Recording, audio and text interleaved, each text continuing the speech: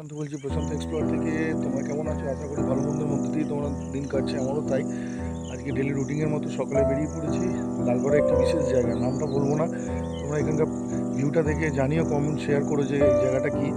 তো বিশেষ ইম্পর্টেন্সই হচ্ছে রেগুলারিটি তোমরা কমেন্ট করছো, তোমরাও বেরাচ্ছ, খুব ভালো লাগছে। গ্রুপ নিয়ে বেরাও, বন্ধুবান্ধবরা আড্ডা মারো, যেরকম সন্ধ্যাবেলা আমরা মারতাম সেরকম হচ্ছে। গ্রুপ নিয়ে মর্নিং ওয়াকে যাও, শরীর স্বাস্থ্য সুস্থ ভালো থাকবে, প্রাকৃতিক সৌন্দর্যকে উপভোগ করো। আমি লালগড়ে যে জায়গাটা আছে সেখানকার ভিডিও দেখাচ্ছি, কি অপরূপ প্রাকৃতিক সৌন্দর্য দেখো। আমরা বইয়ে পড়েছিলাম, আজকে বাস্তব চিত্রটা দেখাচ্ছি যে এখনও সেই জিনিসটা কি সুন্দরভাবে চলছে এই জায়গায়।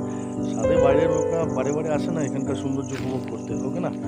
তো দেখো, আমাদের দেখাচ্ছে এখানকার প্রাকৃতিক আজকের দিনে পরিবেশটা কেমন। বর্তমানে এই যে ছোট পুলের কাছে রয়েছে, দেখতে পাচ্ছ সুন্দর মনোরম আবহাওয়া এখানকার। দেখো, আমরা বইয়ে পড়তাম না সেই বলদ দিয়ে লাঙল করা চাষের মাটি, এগুলো শহরাঞ্চলে থেকে তো দেখা যায় না, ঠিক আছে? এখনও দেখো সেই জিনিস চলছে এখানে, এবং খুব সুন্দরভাবে এরা নিজেদের জীবনযাপন করছে। এরা প্রচুর মানসিক এবং শারীরিকভাবে খুব ফিটেস্ট, ডিউ টু সকালবেলায় এরা মর্নিং ওয়াকে বেরায়। বুঝতে পারছি, আর ভিডিও দীর্ঘায়ু করবো না। এই সৌন্দর্যটা নিজে উপভোগ করছি।